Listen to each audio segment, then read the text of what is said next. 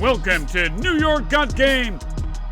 All right, we're back with another edition of New York Got Game. And look, if you're a Knicks fan, I know it's been a long season for you. It's been maybe boring at times and waiting for this season to wrap up. It felt like 50 wins was inevitable, felt like the third seed was inevitable. But there is some good news as we approach the final week of the season for the second straight season. The Knicks have won 50 games. That's right, they have back-to-back 50-win seasons for the first time since 1995. So Knicks fans, it's been a long time since you've seen this, and they're very close to wrapping up the third seed in the East. Their magic number is down to just one. So one more win or Pacers loss, and the Knicks wrap up the third seed. But with those 50 wins, there's plenty to talk about with the Knickerbockers. We're going to do that on this episode. So let's get right into it.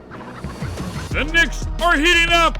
All right, the Knicks, they've won 5 out of their last 6 games. As I said, there's plenty to talk about as it is now closing time for the Knickerbockers. We're going to talk about it with 2 guests joining the show for the first time.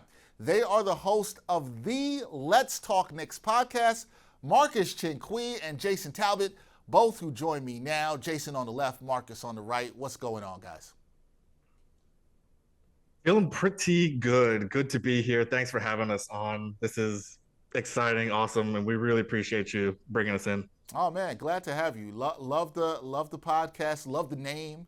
Great name, the original Let's Talk Knicks podcast. We got to let the people know that for sure. But we're here to talk about some Knickerbocker basketball. But before we do that, I want to let the people know who don't know, because you guys have a very interesting story in terms of how you came about in doing the podcast. There's more of a unique bond than I think some other Knicks fans have. So could you tell the people a little bit about how you guys came together and started doing the Let's Talk Knicks podcast?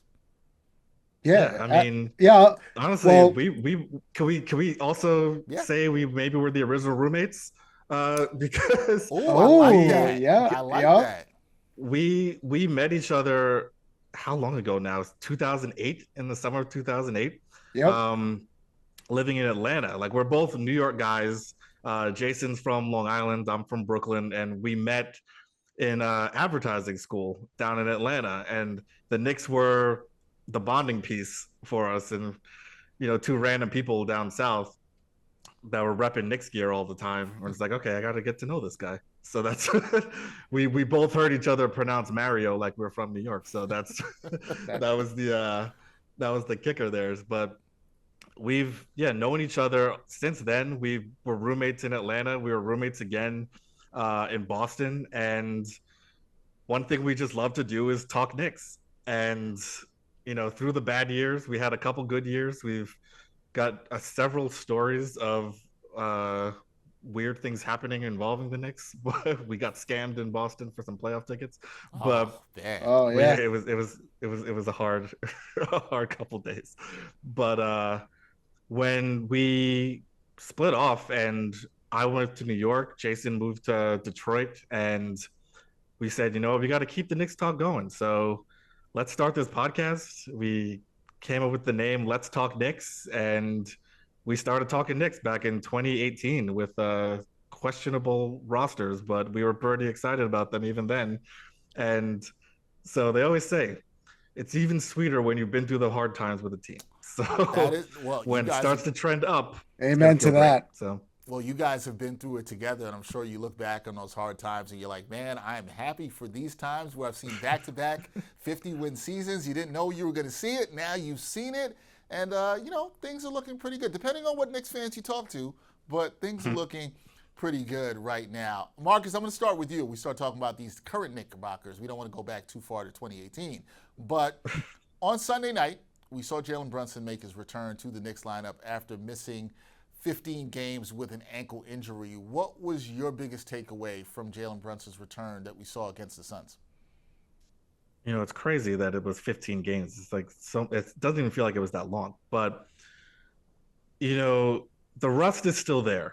I know they don't want to rush him back, but it's kind of critical that he gets these minutes now. But you could see a lot of the short shots were a little short. The offense was a little wonky. It was kind of a clunky game.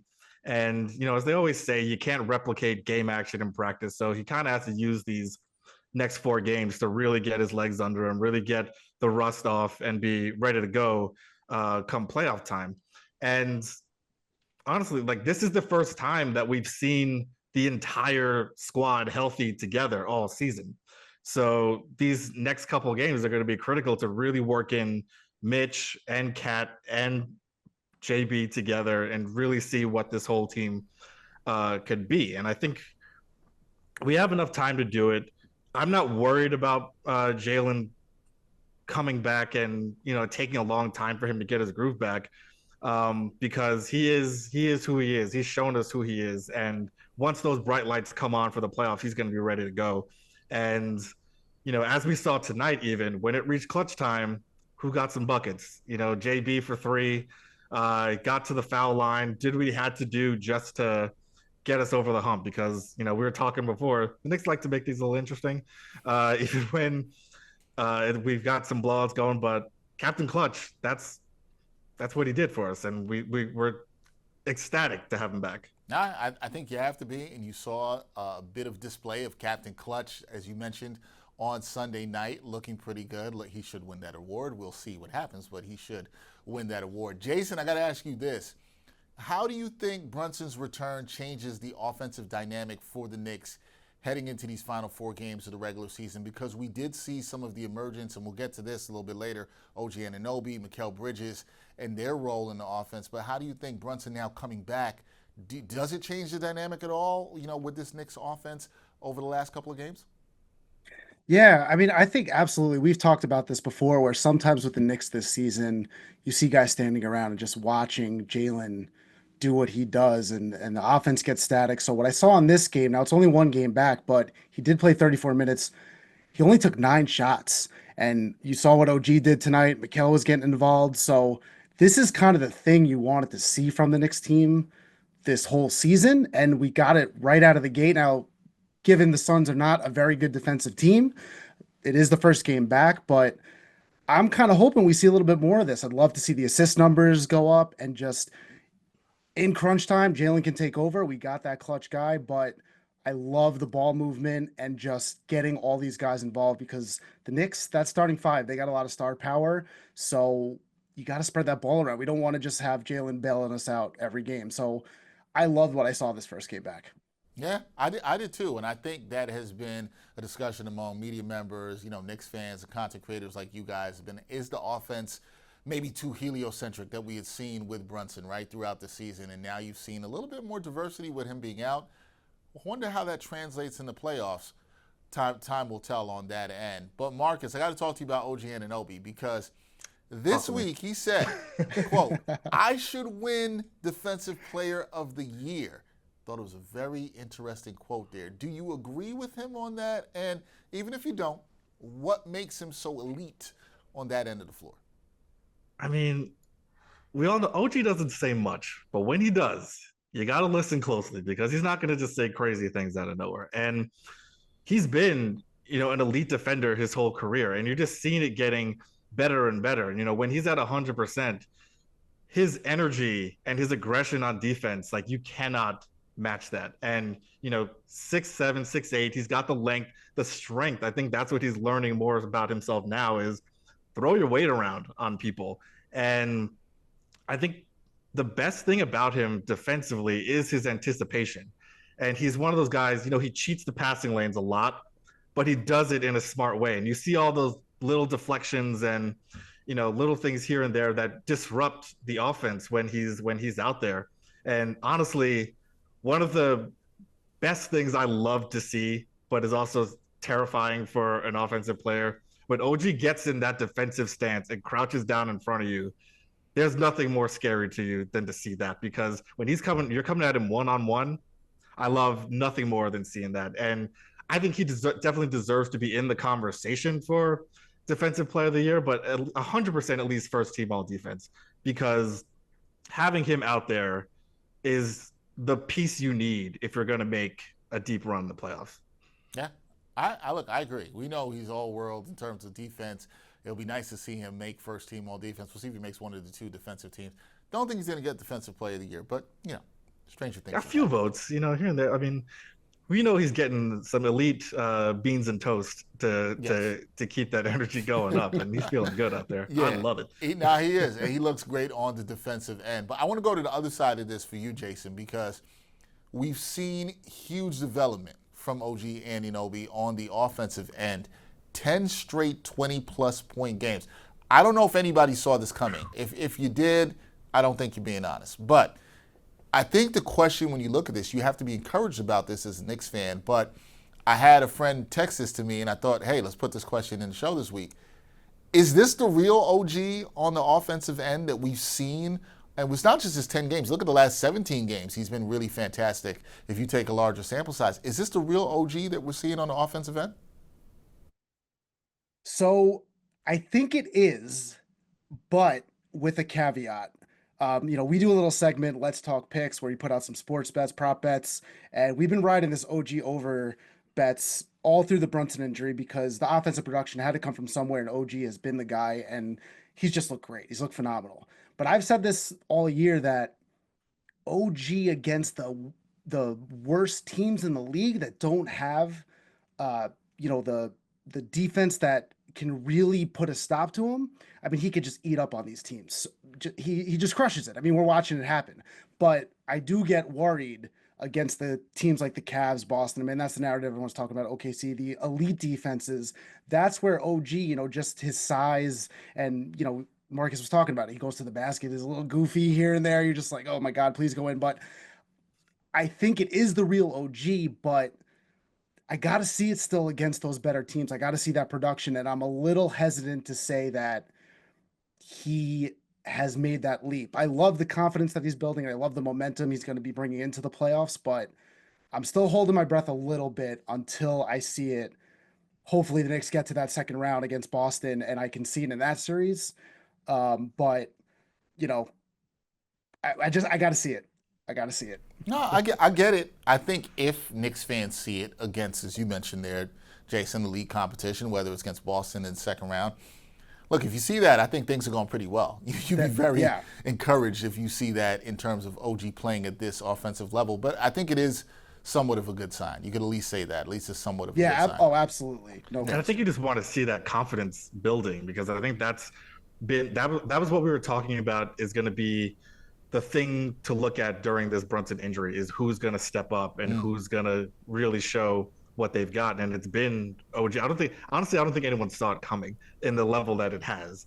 But now that it's there, it's like, okay, we need to see it continue against the best of the best. And like you just said, let's see it in the playoffs. I'm loving the ride. I'm a big OG fan, so yeah, I just want to see it rolling. Yeah, no, I think that's fair. I think it's fair to want to see it in the playoffs against elite competition. Marcus, I'm gonna go back. Anne Hathaway out there just to make you feel good.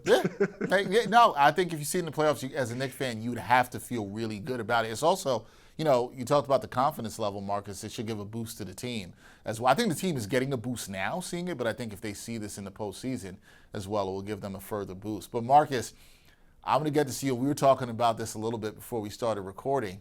You guys know this. You're Knicks fans.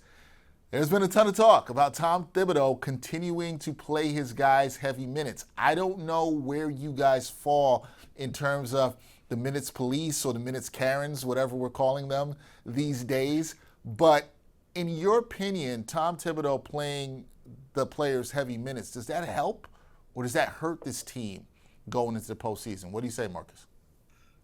Okay. We've talked about this a lot. And it's kind of an infuriating topic between the two of us. And we go back and forth all the time. But especially when we're up against we're up big against certain teams. And I get his reasoning. He's like building up that tolerance for them so that when it is playoff time and guys are going to have to log 40 plus minutes, they'll be conditioned to do it. But you can see the toll it takes during the games. And when it's late in the game, they're gassed. That's always been the issue is like, you got to play some other guys so that your top guys are ready to go. Look at like OKC, like SGA doesn't play a lot or he doesn't do a lot in the first half of games. He comes on in the third and fourth when you need him to, but it's just how you spread out those minutes over the course of a game. So I guess I'm part of the minutes police a little bit. I mean, like I get it, but we reached the point really where it's just Tibbs gonna Tibbs, you know? We keep saying that because there's no we don't no one can tell him what to do, but we all kind of know what he's going to do. And we just have to deal with it because I've seen reporters ask him about it. He gives very, vague and political answers to everything, and he has his reasons for why he does it. And you're also looking at the players. No player's going to say they want to come out of the game. You kind of have to force them out of the game, Right. but he's not going to be the one to do that. And I think you just have to watch now these last few games. Can you give them a little bit of a break? And this is what we were talking about before. Is like, can you give them that break, knowing they've locked up home court in the first round, whether they stay at 3 or drop to 4 with Indiana? Can you give them that rest for the next couple games, and then you have a week off before the game 1 starts? Well, let me actually ask you this in terms of that as a follow up, because at the time of us recording this, the magic number to clinch the 3rd seed is 1. If they are able to clinch the 3rd seed, how would you, if you were Tom Thibodeau and not Tibbs being Tibbs, if you were that, how would you play the final 3 or 4 games? Possibly be 3 games, but how would you play that? Would you play the starters for the first half, then rest them? How would you go about resting the guys? If I were a reasonable thinker, yeah. I would probably be sitting these guys, not play them any more than 25 minutes a game. Okay. You want to keep the conditioning up and keep the energy high leading into the playoffs, and you want to take some momentum into there. And I get we're in a kind of a unique situation with Jalen coming back, Mitch coming back. You want to integrate these guys back into it and get them feeling good, because Mitch still hasn't even played second of back-to-backs. They're still putting minutes restrictions on him to a degree. We want to see him and Cat together. We want to see Jalen and Mitch together, because those are going to be lineups you're going to have to lean heavy on in the playoffs. So I think if it was me, I'd give them those 20 to 25 minutes in a game together. Second half of a game, mid 3rd quarter, pull them and let some the 3rd stringers, 2nd stringers play and just like get out of there. Because I'm thinking back years and years ago. Like we're old school Knicks fans, so we were there in the 90s. We remember where it was considered normal to have a 50-win season, and the last week of the season, Patrick's not playing. He's the starters, they take a couple games off. So I think we have that luxury kind of now. So I'd say do that. I don't know. Jason, I think it's reasonable. May have a differing opinion, but no, I think that's reasonable. I don't think that's unreasonable. So Jason, I'll ask you this though. With 4 games left to play, what do you think is the biggest thing that Knicks fans should be paying attention to in terms of seeding and momentum, which you just heard Marcus talk about trying to balance all that? But what do you think is the biggest thing that Knicks fans should be paying attention to over these last 4 games? Or I should also add the word rest. Maybe it is rest. So if you want to add that as well, what do you think is that the biggest thing that Knicks fans should be paying attention to over these to end the regular season? Yeah, it'll be curious to see if the games in fact mean anything and what Tibbs does. But to Marcus's point, I mean, I've been saying for a while that Mitch Robinson is probably the most important piece to this team right now of them going further, assuming that everyone else is healthy, because I've always looked at karl-Anthony Towns as more of a 4. He's not a true 5. On offense, he could play the 5, but on defense, like, he's not really a rim protector. And finally, we got Mitch Robinson. You've seen the effect he's had on the team. So this team has not had much time to play together. So I want to see that momentum building up by letting these guys get a little bit more time together, feel each other out. So when they get in the playoffs, they just feel more comfortable, and that team chemistry is stronger. And obviously the Jalen Brunson injury, throws a wrench in all this as well. So it's really balancing that along with the rest, because at the same time I'm saying that, I'm thinking to myself, Towns, I mean, you saw the game of the Suns tonight. Dude could barely jump. I mean, he looks tired. So almost talking about it out loud, I'm kind of thinking to myself, like, health still is probably the most important thing. So I got to say, I'm kind of with Marcus. I mean, we have disagreed a lot on this, but right now, where I see the Knicks and the state of the Knicks, like, to me, going in healthy is just number 1 for the Knicks right now. Yeah. Like, they're going to have no chance if they're not healthy. Yeah, no, you want to go in healthy, especially with the injuries the Knicks have seen lately and how banged up they've been. Health is most important, and you saw how health affected this team last year in the playoffs. So I don't think I don't think anything you guys have said here is unreasonable, right? Going in healthy would be really nice. We're Now, reasonable people. We're reasonable guys. I think you guys are. Not saying that we haven't seen the unreasonable out there, because we have, but I think you guys are for sure. Marcus, when you look at this, has also been a big topic of conversation. I know you guys have talked about this, but when you look at possible first round matchups for the Knicks, which team do you think is the best fit for the Knicks to face? Is it Milwaukee and the Bucks? Is it the Pistons? Is it in Indiana? I know there's not a low chance they would drop, but which of those teams do you think is the best fit for the Knicks to face, and why in the first round? Oof. Okay.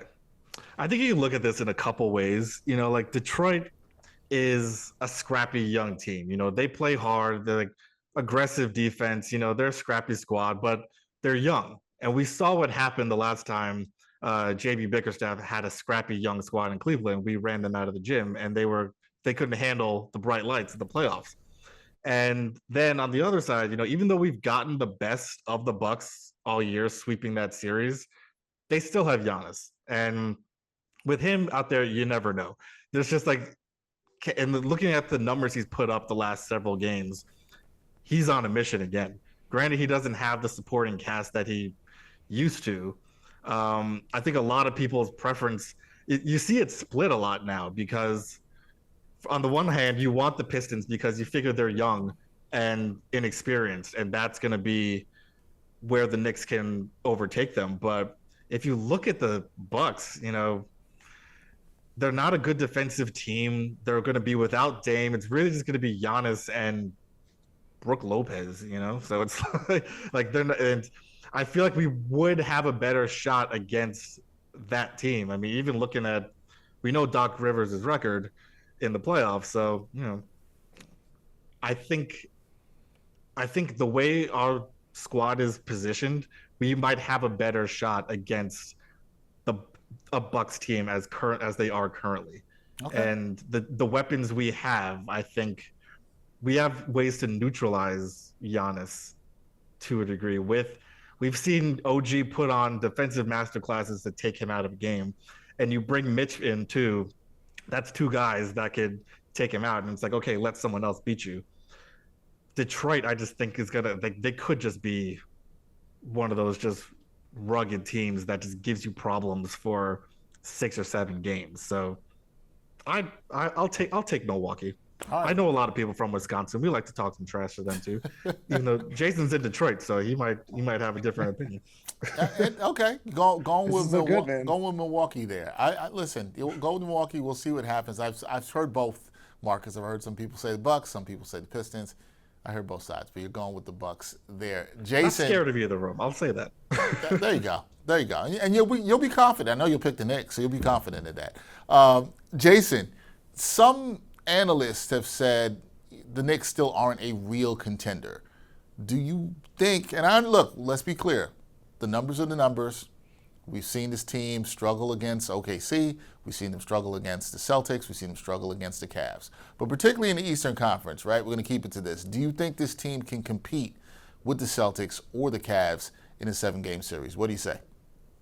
Yeah, I see Marcus smirking over there, because I think we fight about this one once a week since the start of the season. And short answer is yes. I absolutely think this Knicks team can contend.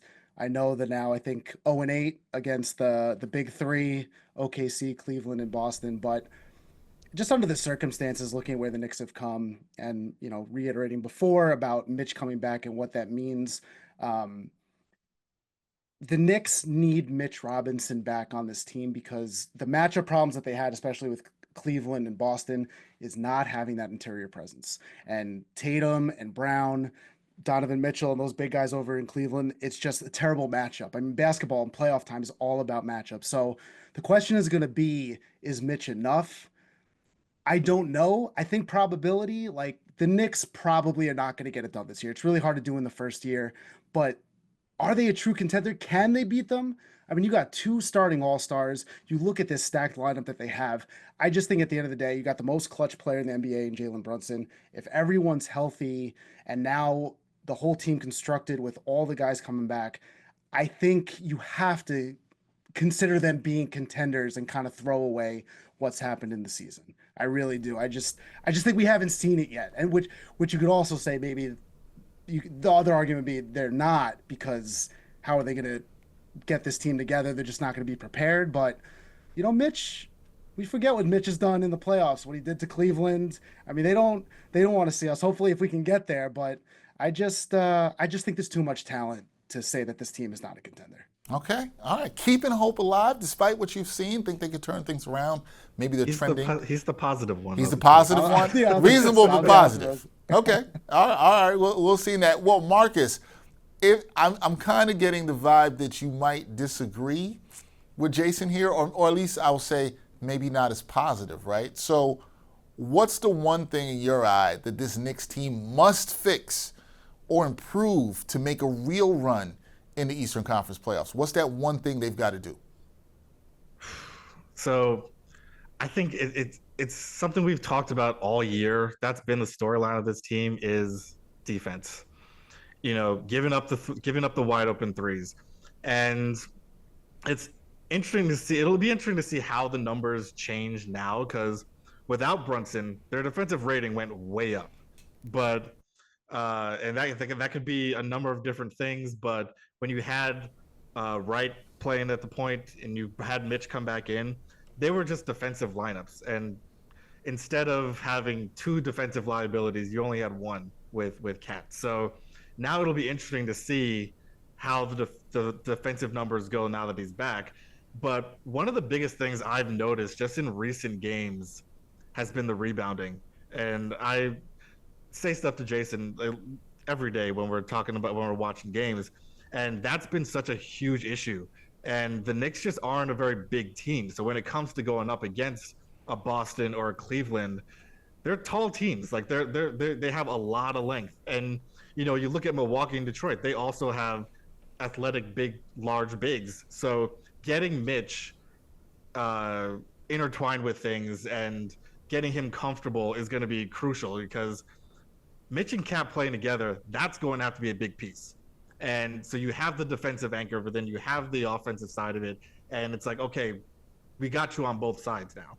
And then you bring in your OGs and your Mikal Bridges. And that's a formidable lineup to stop anyone and still be able to score on anyone. So like Jason was saying, Mitch is a huge piece to this. And we know what he's capable of and what he, watching the way teams were playing us when he's in the game, where they're afraid to go in the paint. They'll dribble in and stop. He just has to stand there and put his hands up, and they'll turn and run away. So it's having that little bit of resistance down there is going to be huge, especially in the playoffs when it becomes a half-court game.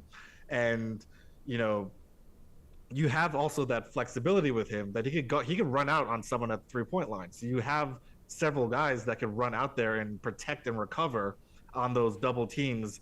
And you can't have Boston just dribble, penetrate, and then kick out to a wide open guy over and over and over again, because Cat's going to drop back.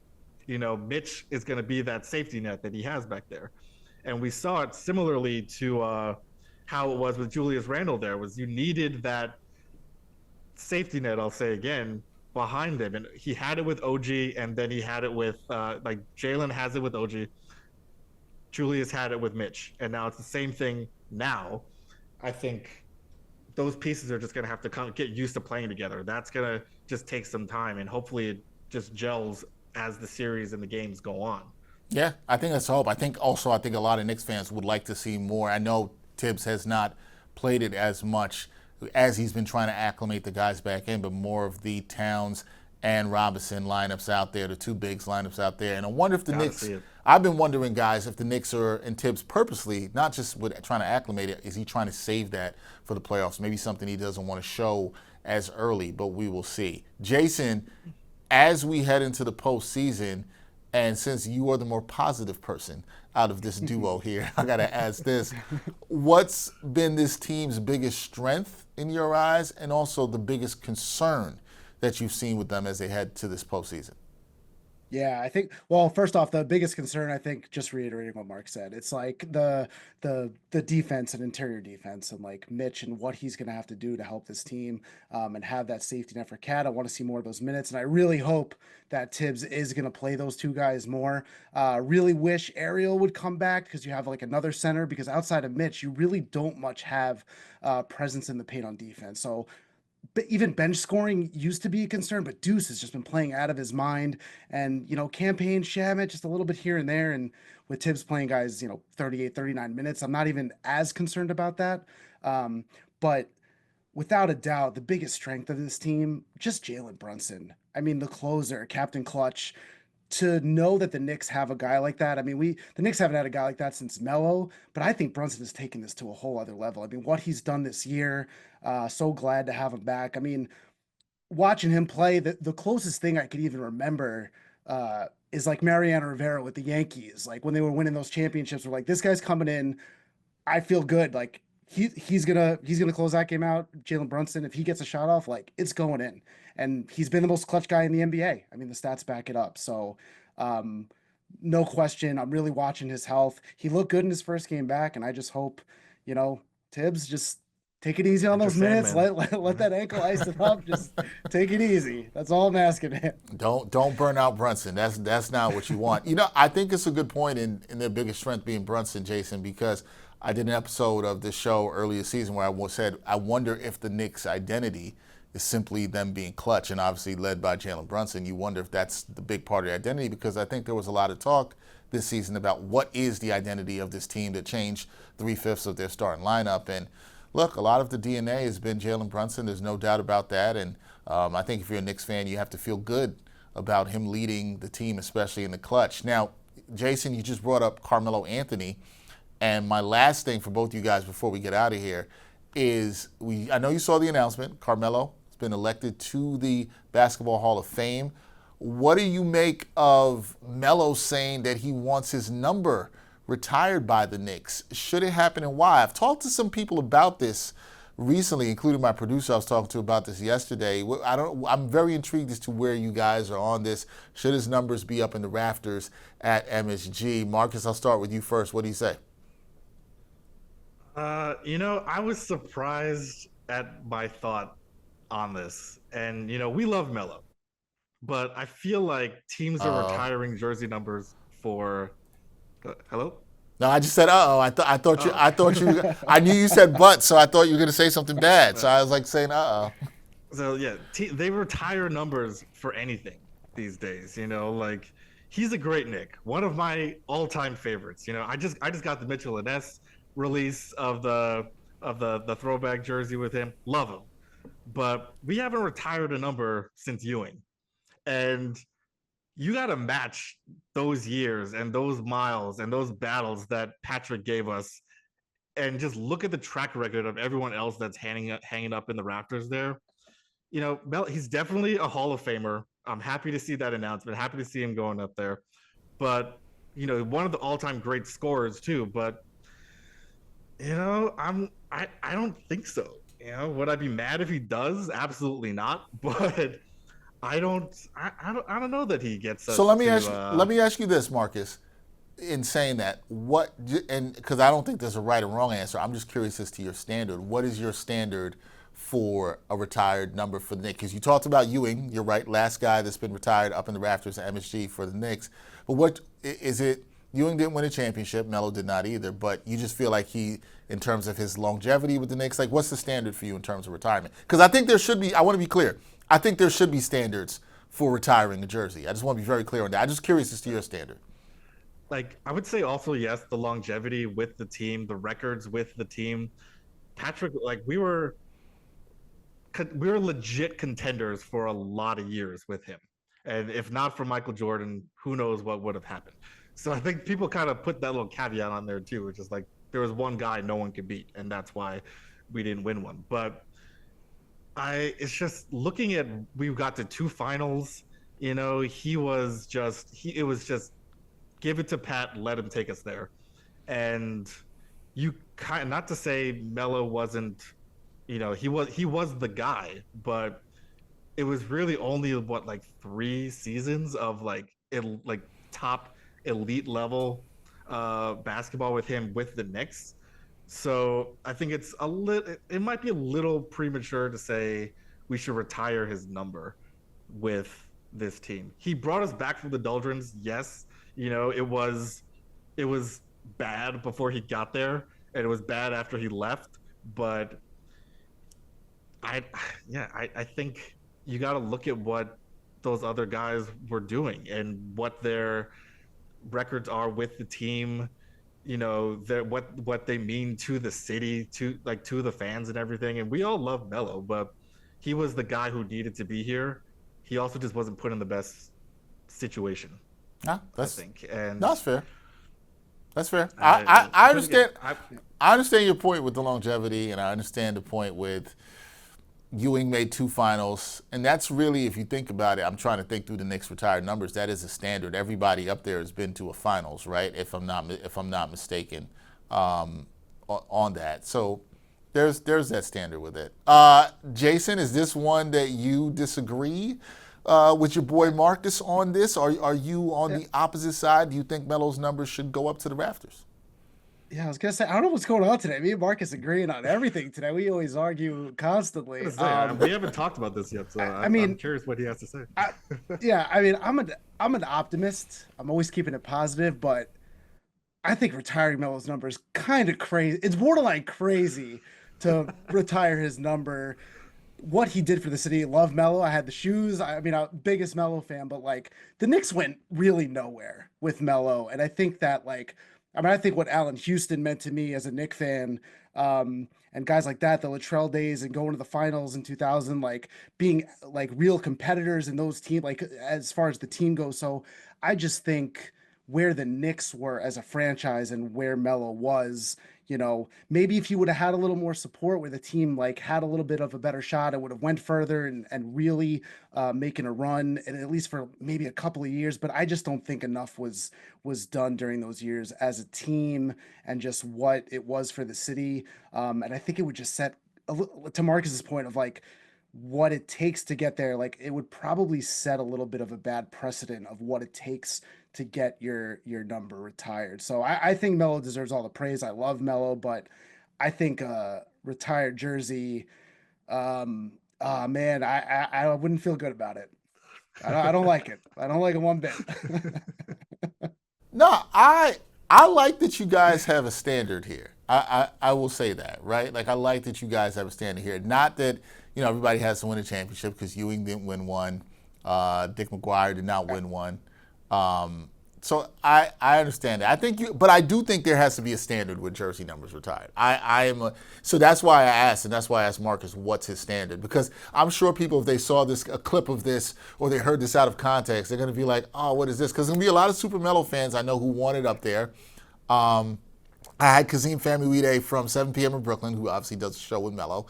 He was on with me for our live show last week, and he said it should absolutely be retired. I know my producer here, Nick, who's right here in the room, he thinks it should be retired.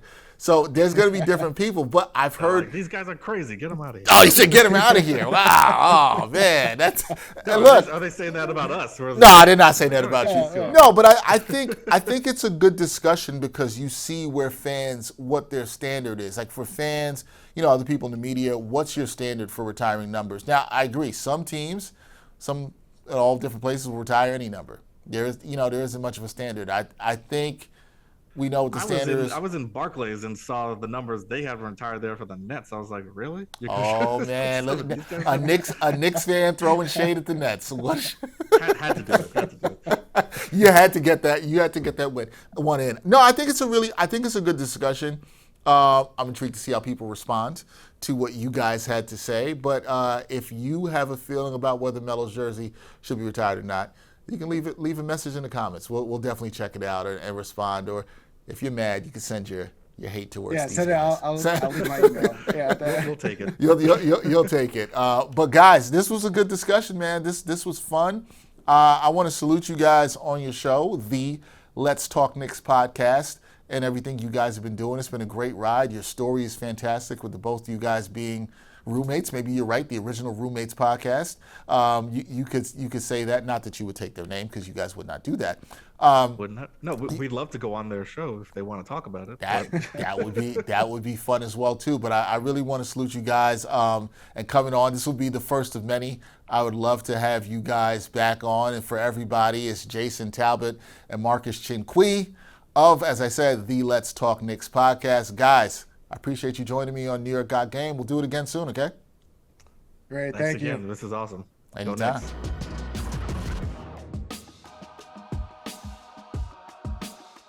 All right, we're going to put a bow on things for this episode of New York Got Game. We're going to look at the Knicks' schedule coming up this week, and it's a pretty interesting one as they'll play the Celtics on Tuesday at the Garden. Then they go to the Motor City to play the Pistons on Thursday. That could be a potential first-round matchup, so we'll see how that one goes. And they come back home to play the Cavaliers on Friday night. And then they close out the season in Brooklyn against the Nets on Sunday afternoon. So interesting week for the Knickerbockers.